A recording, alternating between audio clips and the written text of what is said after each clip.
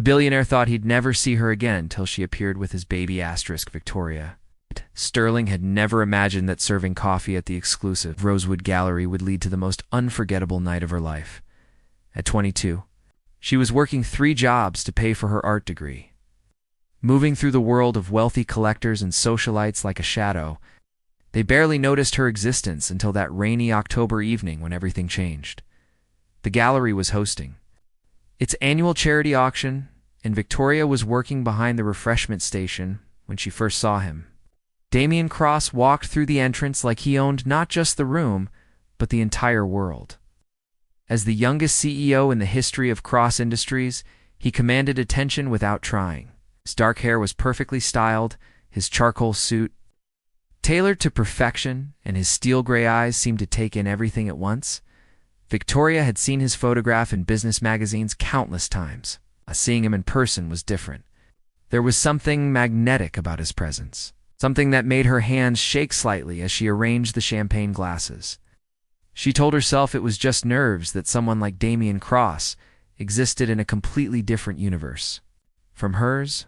Then their eyes met across the crowded room. Victoria was refilling the coffee station when she felt someone watching her. She looked up to find Damien standing there, his intense gaze fixed on her face. For a moment, the noise of the auction faded away, and it felt like they were the only 2 people in the room. "You're not enjoying the auction," he said, his voice deep and surprisingly gentle. It wasn't a question but an observation that caught her off guard. "I'm working," Victoria replied, trying to keep her voice steady. "But I do love the paintings, especially the one by Martinez in the corner." Damien's eyebrows rose slightly. "You know Martinez's work?" "I'm studying art," she said, then immediately felt foolish. Of course someone like him wouldn't care about her studies. But instead of dismissing her, Damien smiled. It was the first genuine smile she'd seen from him all evening. "Tell me what you think about his use of color in that piece." What followed was the most unexpected conversation of Victoria's life. Damien listened as she explained her interpretation of the painting, asked thoughtful questions, and shared insights that revealed a depth she hadn't expected. When the auction ended and the guests began to leave, Victoria realized they had been talking for hours. "Would you like to continue this conversation somewhere quieter?"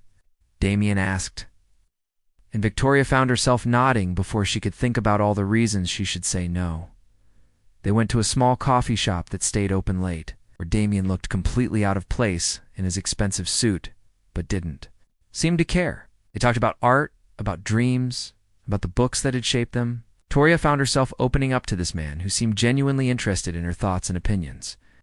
"I have a confession," Damien said as they walked along the empty street afterward. "I've been to dozens of gallery events, but tonight was the first time I actually enjoyed one."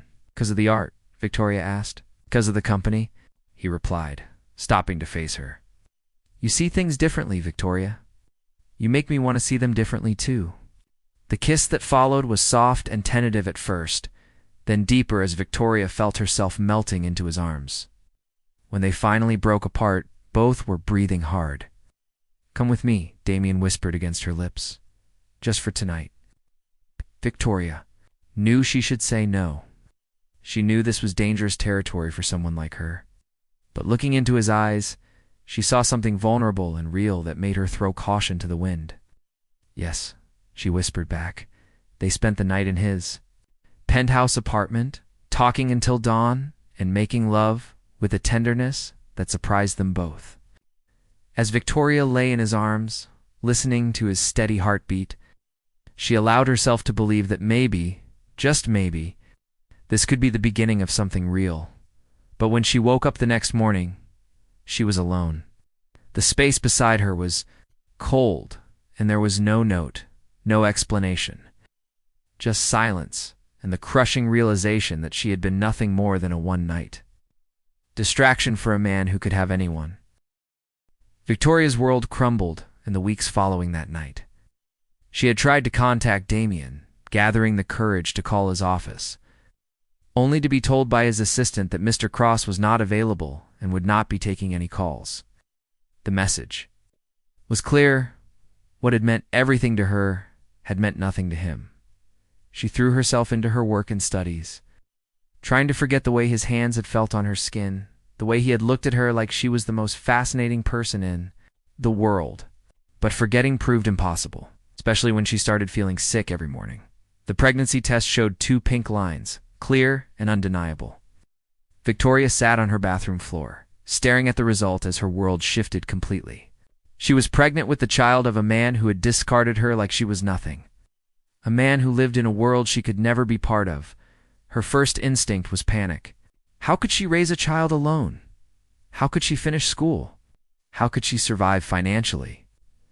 But as the initial shock wore off, something else took its place. A fierce protectiveness she had never felt before, a determination that surprised her with its strength. She would not be another scandal in Damien Cross's life. She would not beg for his attention or his money. She would raise this child herself, with love and dignity, and prove that she was stronger than anyone had ever given her credit for. Victoria left the city quietly, turning to her hometown of Millbrook, a small community where people minded their own business and asked few questions. She rented a tiny apartment above the local bookstore and found work at the town's only art supply shop. It wasn't much, but it was honest work, and it would have to be enough.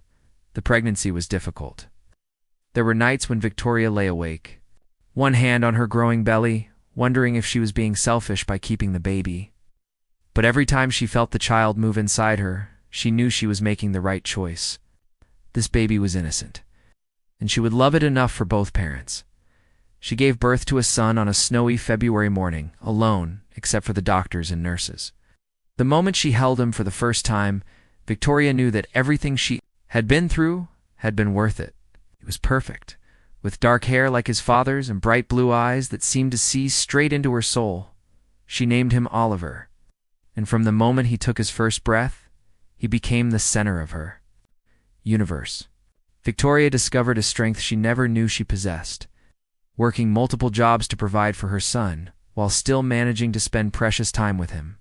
She painted in the evenings after Oliver was asleep, creating pieces that captured the joy and struggle of her new life. Years passed, and Victoria built a quiet, happy life for herself and Oliver. She opened her own small art gallery in Millbrook, featuring local artists and her own work. Oliver grew into a curious, intelligent boy who loved books and asked endless questions about everything. He had his father's sharp mind and his mother's creative spirit, though Victoria never spoke of Damien to anyone. But sometimes, when Oliver was playing, and the afternoon light hit his face just right, Victoria would see Damien's features so clearly that it took her breath away. In those moments, she would wonder if she had made the right choice in disappearing. She would wonder if Damien ever thought about that night, if he had any idea what had come from it. On Oliver's 4th birthday, Victoria made a decision that had been weighing on her mind for months. She had been offered a position at a prestigious gallery in the city, a chance to advance her career and provide better opportunities for Oliver. It meant returning to the place where everything had started. But Victoria was no longer the uncertain young woman who had fled in shame. She was a mother, a businesswoman, and an artist in her own right. Part 3. The unexpected reunion. The city had changed in the 5 years since Victoria had left, but the feelings it stirred in her remained the same. Walking down the familiar streets, with Oliver's hand in hers, she felt like she was stepping back into a life that had never quite fit her. But this time was different. This time she belonged here not because of someone else, but because of what she had built for herself, the Hamilton Gallery. Where Victoria had accepted a position as curator was everything she had dreamed of working. And the space was elegant and modern, with floor-to-ceiling windows that filled the rooms with natural light. Oliver was fascinated by the paintings and sculptures, asking questions that made Victoria proud of his curiosity and intelligence. "Mommy, why did the artist paint the sky purple?" Oliver asked, studying a contemporary piece with the serious expression he got when he was trying to understand something new. "Maybe he wanted to show us how the sky looks when you're feeling sad," Victoria replied, kneeling down to his level. "Artists don't always paint what they see. Sometimes they paint what they feel." It was a Tuesday afternoon when Victoria's carefully constructed world collided with her past. She was hanging a new exhibition when she heard a familiar voice in the gallery's front room. Her hands froze on the painting she was adjusting, and her heart began to race. "I'd like to speak with the curator about possibly featuring some pieces from our corporate collection," the voice said, and Victoria knew without looking that it was Damien Cross. She took a deep breath, smoothing her professional black dress, and checking her reflection in the glass of a nearby frame. The woman looking back at her was different from the girl who had once served coffee at gallery events. Victoria had grown into her beauty, her features more refined, her bearing more confident. She was ready for this confrontation, or so she told herself. Walking into the front room, Victoria saw Damien before he saw her. He was studying a painting on the wall, his profile as sharp and handsome as she remembered. He wore a navy suit that probably cost more than Victoria used to make in 6 months, and his dark hair was touched with silver at the temples. Success had aged him well, adding gravitas to his already commanding presence. "Mr. Cross," Victoria said, her voice steady despite the hurricane of emotions swirling inside her. "I'm Victoria Sterling, the curator." Damien turned, and the moment their eyes met, Victoria saw the recognition hit him like a physical blow. His face went pale, and for a second, the composed businessman disappeared, replaced by something raw and vulnerable. "Victoria," he breathed, and her name on his lips brought back a flood of memories she had spent years trying to suppress. "You two know each other?" asked Janet, the gallery's director, looking between them with interest. "We met years ago," Victoria said carefully. "Cross, why don't we discuss your collection in my office?" Before Damien could respond, Oliver came running into the room, his sneakers squeaking on the polished floor. "Mommy, Mommy." The sculpture in the back room looks like a giant pretzel. Victoria's heart stopped as she watched Damien's gaze shift. To Oliver, she saw the exact moment when he noticed the dark hair, the familiar jawline, the gray eyes that were so like his own. The color drained from his face, and his hands clenched into fists at his sides. "Oliver, this is Mr. Cross," Victoria said, trying to keep her voice normal. "Mr. Cross, this is my son, Oliver." Damien stared at the boy for a long moment, then looked back at Victoria with an expression of shock and something that might have been hope. "Your son?" he repeated slowly. "Yes," Victoria said, lifting her chin defiantly. "My son." The silence stretched between them, heavy with unspoken questions and 5 years of separation. Oliver, oblivious to the tension, looked up at Damien with the open curiosity of a child. "Are you going to buy some of our pictures?" Oliver asked. "Mommy says the gallery needs people to buy the pictures so the artists can eat." Despite everything, Damien's mouth curved into a slight smile. "Maybe I will," he said, crouching down. To Oliver's level, "What's your favorite picture here?" As Oliver launched into an animated description of the sculptures, Victoria watched Damien's face transform. The cold businessman disappeared, replaced by someone gentle and genuinely interested. In what a 4-year-old had to say, it was the same man who had talked to her about art all those years ago. The one who had made her believe in magic for one perfect night. But Victoria steeled herself against the memories. She had built a life without Damien Cross, and she wouldn't let him disrupt it now, no matter how her heart was racing at seeing him again. The conversation with Oliver ended, but Damien's eyes never left Victoria's face. When Janet suggested they continue their discussion in Victoria's office, Victoria knew there was no avoiding the confrontation that had been 5 years in the making. Her office was small but elegant, with her own artwork displayed on the walls and photographs of Oliver on her desk. Damien's gaze lingered on those photographs, and Victoria saw his jaw tighten as he took in the evidence of the life she had built without him.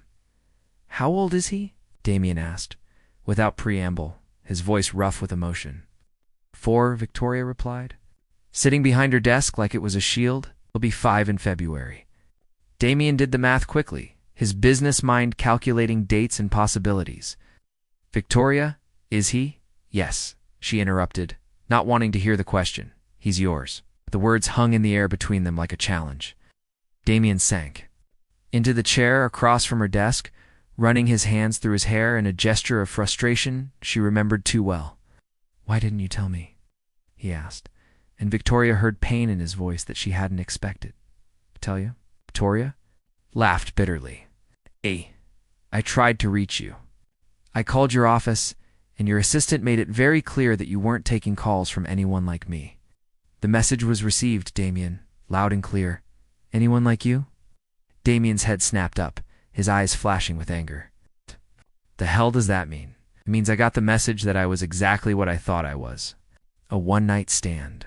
A distraction. Someone not worth a phone call or even a note. That's not what happened, Damien said, leaning forward intently. Victoria, I need you to understand. That night with you, it wasn't what you think it was. Then, what was it? Victoria asked, her voice cracking despite her attempt to stay strong. Because I woke up alone, Damien. I woke up alone, and I never heard from you again. Damien closed his eyes, and when he opened them, Victoria saw a pain that matched her own. I left that morning to get flowers. I wanted to surprise you when you woke up. I was going to ask you to have breakfast with me, maybe spend the day together. I thought maybe we could. He stopped, shaking his head. It doesn't matter what I thought. What happened? Victoria asked, despite herself. Car accident, Damien said simply. A drunk driver ran a red light. I was in the hospital for 2 weeks, and then my father had me transferred to a private clinic. In Switzerland, I wasn't allowed any communication with the outside world while I recovered. Victoria felt something crack inside her chest. I didn't know. When I got back to the city, the first thing I did was try to find you. I went to the gallery where we met, but they said you'd left suddenly with no forwarding address. I hired investigators, Victoria. I looked for you for months, but you stopped looking, Victoria said, though her voice was softer now. I thought you had left because you regretted what happened. I thought maybe you were embarrassed about being with me, or that you realized we were from different worlds and decided to cut your losses. Victoria stared at him, seeing the truth in his eyes. All these years, she had hated him for abandoning her, but he had been looking for her. He had wanted to find her. I was scared, she admitted. When I found out I was pregnant, I was terrified. I thought you would think I was trying to trap you, or that you would want nothing to do with me. I thought it would be better for everyone if I just disappeared. You thought it would be better for our son to grow up without knowing his father? Damien asked, and Victoria heard the hurt in his voice. I thought it would be better for him to grow up loved and wanted than to be an obligation to someone who didn't want him. Victoria shot back. You think I wouldn't want him? Damien's voice rose. Victoria, do you have any idea what you've kept from me? I have a son who doesn't know I exist, and whose fault is that? Victoria demanded, standing up from behind her desk. Want to blame me for protecting my child from a father who couldn't even be bothered to leave a note? I told you what happened 5 years later, Damien. 5 years. Do you know what it was like? Do you know what it was like to give birth alone? To sit up all night with a sick baby? To work 3 jobs just to keep us afloat? To explain to a 4-year-old why he doesn't have a daddy like the other kids? Damien stood too, and suddenly they were facing each other across the small office, years of hurt and misunderstanding crackling between them. I would have been there, Damien said quietly. If I had known, I would have been there for all of it. But you didn't know, Victoria said, her voice breaking. And I couldn't take the risk of hoping for something that might not happen. They stood in silence, both breathing hard, both struggling with the weight of what they had lost and what they had found. Outside the office, Victoria could hear Oliver's laughter as he played with Janet, and the sound seemed to break something in both of them. What do we do now? Damien asked finally. Victoria looked at him, this man who had given her the greatest gift of her life and the greatest pain, and realized that everything was about to change again. The days following the confrontation in Victoria's office passed in a blur of difficult conversations and careful negotiations. Damien had asked for time to get to know Oliver, and despite her reservations, Victoria knew she couldn't deny her son the chance to know his father. They started slowly, with supervised visits at the gallery or in neutral locations. Victoria watched as Damien approached Oliver with the same intensity he brought to everything else in his life, but tempered with a gentleness she had never seen before. He asked questions about Oliver's favorite books, his drawings, his dreams. and listened to the answers with the kind of attention he usually reserved for board meetings. Oliver, for his part, was fascinated by this new adult who seemed genuinely interested in his world. He showed Damien his artwork, taught him the rules of the games he liked to play, and peppered him with questions about everything from why the sky was blue to what it was like to be so tall. "Mommy says you have a big company," Oliver said one afternoon as they sat in the gallery's garden, drawing pictures together. "What does your company do?" "We build things," Damien replied, helping Oliver color in a picture of a house. "Buildings where people work, bridges that help people get from one place to another, things like that." "Do you build houses where families live?" Oliver asked, his tongue poking out slightly as he concentrated on staying within the lines. "Sometimes," Damien said, glancing at Victoria, who was watching them from nearby. "Would you like to see one of the buildings we've made?" Oliver's eyes lit up. "Really? Can Mommy come too?" "Course," Damien said, and Victoria felt her heart do something complicated at the hope in his voice. That weekend, they went to see one of Cross Industries' latest projects, a community center in a neighborhood that had been struggling with poverty and neglect. As they walked through the bright, modern building, Damien explained how his company had worked with local residents to design something that would really serve their needs. "We built a library, see, and a place where kids can play safely. Over there is a kitchen where people can learn to cook healthy food," Damien said, lifting Oliver so he could see better. Victoria watched her son's face light up with excitement and pride, and she realized that Oliver wasn't just getting to know his father, he was getting to know a man who did good things in the world. It was something she hadn't expected, and it made her feel off balance in a way she couldn't quite define.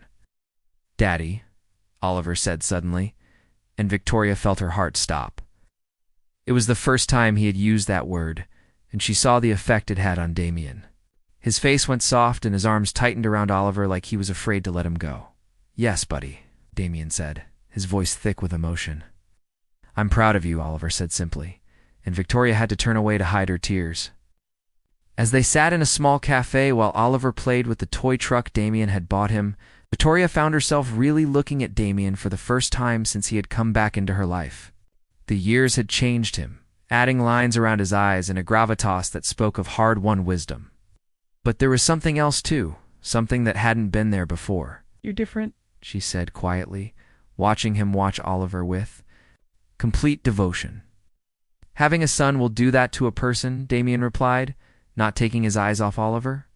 "Victoria, I need you to know something. This past few weeks, getting to know him, it's been the best thing that's ever happened to me." "He's a good kid," Victoria said, pride evident in her voice. "He's an amazing kid, and you did that. You raised him to be kind and curious and confident. You did that alone, and I'll never be able to thank you enough for it." Victoria felt tears prick her eyes. "I did what I had to do." "No," Damien said, finally looking at her. "You did what you chose to do. You chose to protect him, to love him, to give him everything you could.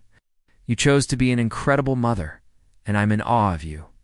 The words hit Victoria like a physical blow, and she had to look away. "Don't," she said quietly. "Don't what? Don't try to make me into some kind of hero?" "I made mistakes, Damien. I kept you from your son for 5 years. I let my fear and pride make that choice for all of us." Damien reached across the table and took her hand, and Victoria felt the same electric shock she had felt all those years ago. "We both made mistakes," he said. "But look what we created together." They both turned to look at Oliver, who was making vrooming noises as he drove his truck around the small table. He was perfect, this child they had made together, and Victoria felt something shift inside her chest. "I want to be part of his life," Damien said. "Really part of it? Just visits and scheduled time. I want to be there for soccer games and scraped knees and bedtime stories. I want to be his father in every way that matters." Victoria nodded, knowing it was what Oliver deserved. He'd like that. "And I want to be part of your life too," Damien said quietly. "If you'll let me." Victoria looked at him, this man who had broken her heart and given her the greatest gift of her life. She thought about the lonely nights, the struggles, the way she had built walls around her heart to protect herself from being hurt again.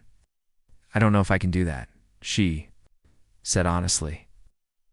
I don't know if I can trust you not to disappear again." "I won't," Damien said firmly. "I can't promise I won't make mistakes, but I can promise I won't disappear. Not from him, and not from you." As if he could sense the importance of the moment, Oliver looked up from his truck and smiled at both of them. "Are we a family now?" he asked, with the directness that only children possess. Victoria and Damien looked at each other, and Victoria saw her own hope reflected in his eyes. Maybe they couldn't go back to what they had been, but maybe they could build something new. Something better. "We're working on it, sweetheart," Victoria said. And for the first time in 5 years, she believed it might actually be possible. The story continued, but this was just the beginning of their new chapter together. A chapter filled with second chances, hard-won trust, and the kind of love that was worth waiting for.